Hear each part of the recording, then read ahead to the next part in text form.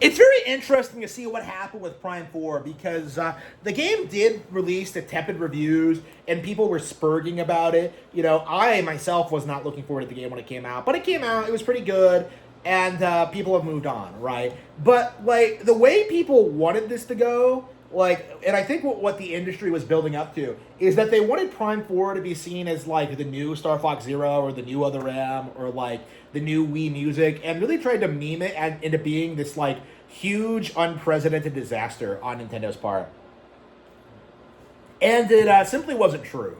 We've seen this more and more as the months have gone on, but we've seen Nintendo continue to market Prime 4. We've continued seeing like people have positive things to say about it, and a lot of the grifters, whether they're side scrollers or grums or whatever, they just kind of moved on to other topics. So essentially, what we're seeing is that the entire backlash to Prime 4 is collapsing in real time to the point where I don't even think this is going to be as controversial as a release as like Mario Strikers Battle League or Wii Sports, Nintendo Switch Sports. You know, like Metroid Prime 4 was this overhyped thing that came out, and people tried raking it over the coals, and tried like misrepresenting it, and tried making it seem like the worst thing ever, and it just kind of imploded. You know, it's very interesting to see this happen, and I think because Metroid is such a niche IP, and not so many people like follow along or care about it, that like a lot of performative retards will come out, like pretend that they're huge fans, pretend that they love Metroid, like, and they'll release all these angry statements about how disappointed they are and how the game really underwhelmed them and all that, and then like they're not really part of the community. So like the people who actually play these games and actually care about them, you know, first of all, we got a good Metroid game a couple of years ago with Dread, so you know, people are still playing that, but Prime 4 came out and was reasonably good. So people are playing this game and like engaging with it and are just like, yeah, it's perfectly good. Like, there's nothing really wrong with Prime 4 objectively. You could argue like the end game's kind of shit, but like by and large, like Prime 4 was like a perfectly serviceable first-person adventure game, way better than I think a lot of people gave it credit for. It's something that, like, I think is going to kickstart a new wave of Metroid Prime games.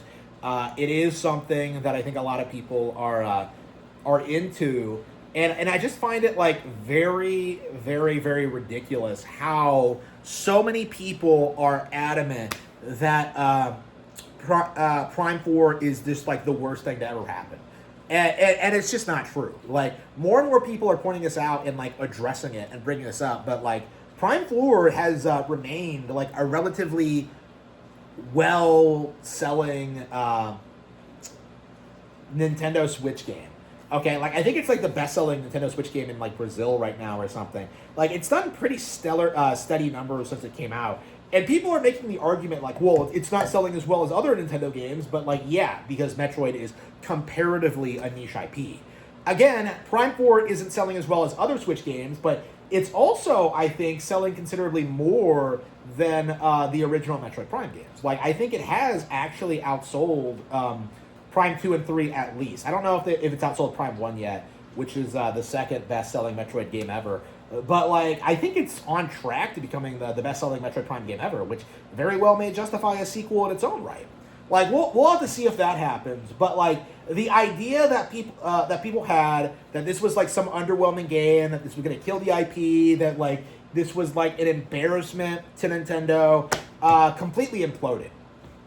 To the point where you don't even really see a lot of people talking about it.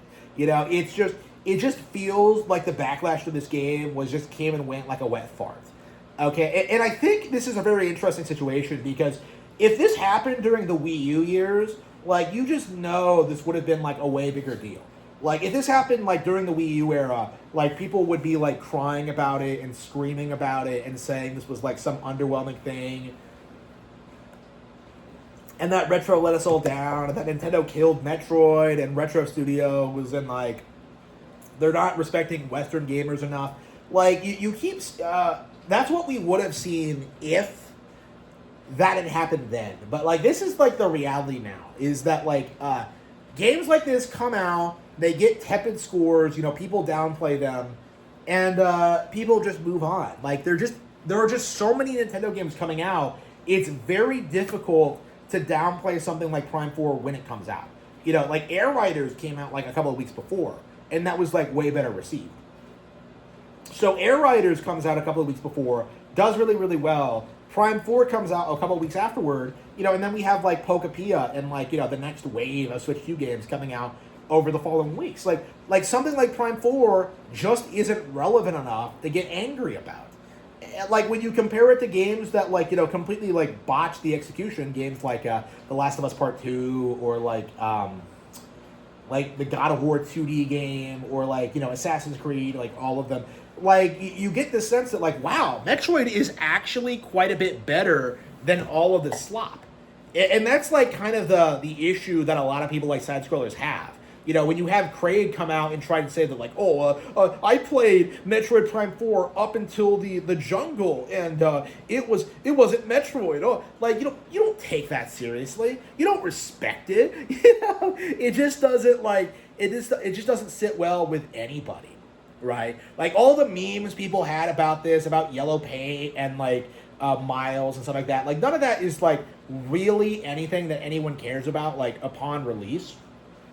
And like it's kind of interesting how much the entire community is just like it's incapable of like downplaying this game long term.